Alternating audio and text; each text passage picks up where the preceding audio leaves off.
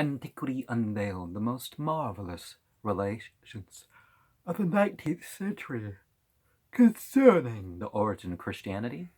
Jonathan Manning Roberts, Origenes, or Origen, claimed to have been a Christian father. We don't hear much about the Christian mothers, now do we? Sir, many persons ask this question: why do you and the spirits coming through this medium keep constantly agitating the question, did Jesus Christ really live? To those who are free from this, or at least to many of them, it makes no difference. But to the millions held in slavery to this soul-killing doctrine of redemption by his blood, this question is of vital importance. Well, no matter if he lived or not, it doesn't really, make a difference to people believing that, would it? Or, well, of course it would. Well, if they believe it, and whether or not it tends to be the case, that's what they believe. But if Jesus was a real human being, then that would imply that the whole doctrine is not true too. So,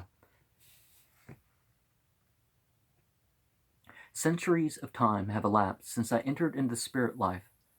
I was reared a pagan. Yeah, see, this is nonsense. He would have never considered himself pagan as terms of a religious upbringing. I embrace this doctrine in my mortal life, but realized the foolishness of all its teachings before I entered spirit life. I regret that I ever wrote one sentence towards fostering and upholding the so-called Christian religion. The misfortune has been this. Eternal hellfire? What?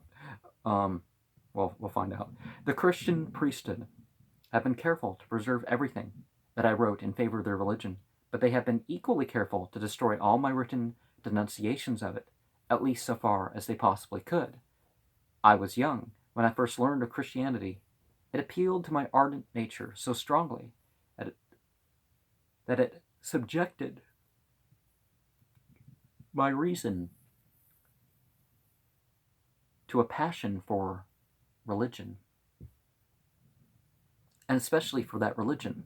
But as I matured in years, I became perfectly aware of the weak points in Christianity, and the more I studied it, the weaker the fabric became, and because I became an infidel to that foolish teaching, I was accused by my contemporaries of having relapsed into paganism. By the great divine, I heartily wish that I had never had anything to do with it. I am called one of the Christian fathers. I deny that statement, because I do not want to be understood as the father of any religion. All religions are founded upon untruths, and that they must and will go down together. I here declare that Christianity and so-called paganism are identical, for the one is the outgrowth of the other. All the evidence I could collect in my mortal life about their so-called Jesus convinced me that no such person ever lived, and turned me against the Christian religion. So, if Jesus lived, of course, it's different than the Jesus portrayed as a divine figure. Turned me against the Christian religion. I could find no evidence as to the existence or place of the birth of this Christ. There was not a scrap of authentic evidence to be found as late as the year of 180 of the Christian era. And that's when the historical founding of the Catholic Church occurred, 180. That afforded any reliable information in relation to this so-called Jesus Christ. The whole of the narratives in relation to such a person was derived from the Greek and Egyptian god-makers, I believed, as a mortal and as a spirit. I now know to be the fact. There have never been, and there never will be, so far as I can learn, as a spirit, any interference whatever between God and man. But man and woman have been interfered with by spirits, many of them with good purposes, but legions of them, the devils of the spirit life. It is these poisoned and darkened human spirits that hang like a whip of scorpions o'er the earth to lash mortals for their errors they have made and are still propagating. I have acquired a true knowledge of these things as a spirit. Therefore I affirm that I have made this communication honestly, and I have told the truth, and nothing but the truth, as I hope for eternal happiness. I was known when here as Origen.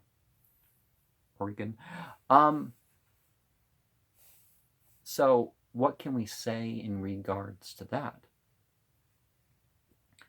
Now, why don't they speak in the language and styles that they did in life? If this is supposed to be the actual conjured up dead individual, that is something that we might have to look at and consider.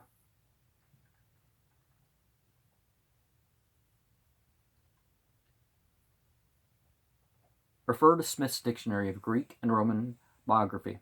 We think if our readers will carefully read the account of Origen's life by the light of the foregoing communication from the spirit of that great and learned man, they cannot fail to see the vast importance of that spirit communication. It makes plain all disputed questions in relation to the views and career of Origen. The statement of Porphyry that he was reared a pagan, which can be found in the account of Origen given in Smith's Dictionary of Greek and Roman Biography, is positively attested by the Spirit, and there can be no doubt of its truth. He says at an early age he learned of Christianity, and during his youth and early manhood was ardently attached to that faith. This change in religious conviction, in all probability continued until his visit to Greece, where he attended the school of Ammonius Saccas, the follower of the founder of eclecticism, Potamon of Alexandria, after which time he had no doubt adopted the teachings of Ammonius, who was himself a spiritual medium, addressed his hearers, while entranced as do our modern mediums. From that time, no doubt, dated the alienation of Origen from the doctrines of Christianity, which were all shown to be untrue by the teachings of spirits. From that time forward, Origen was no more than a Christian than was Ammonius Saccas, although ranked among the fathers of Christianity.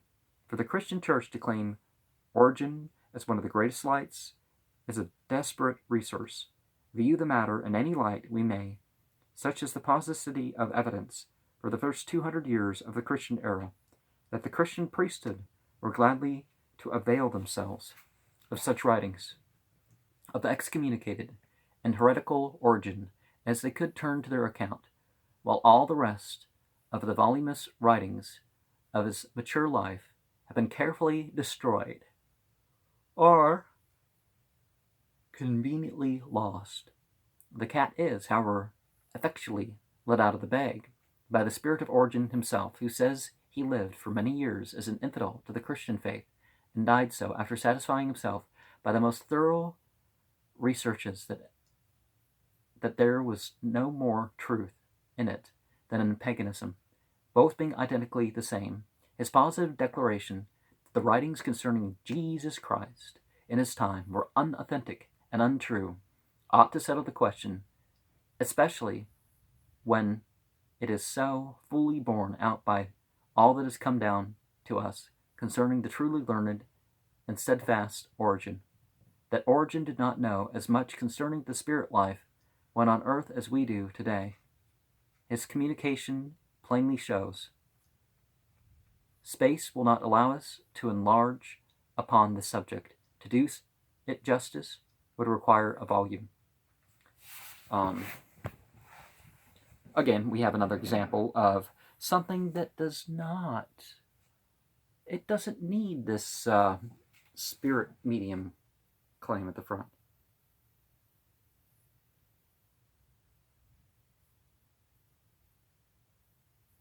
Now, I don't feel like we have to dispute the idea that they went to seances and the mediums said this. So, is it a lying medium? Is it a lying spirit? I'll leave it up to you to judge. And maybe I shouldn't be making that comment every time, but there's certainly issues with these claims. That's why I don't.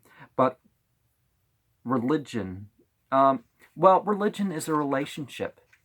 It's regulation, but there's a difference between claims of religions, things that were invented by humanity as a substitute for religion, with fragments of religion, mind you, usually, and actual religion itself.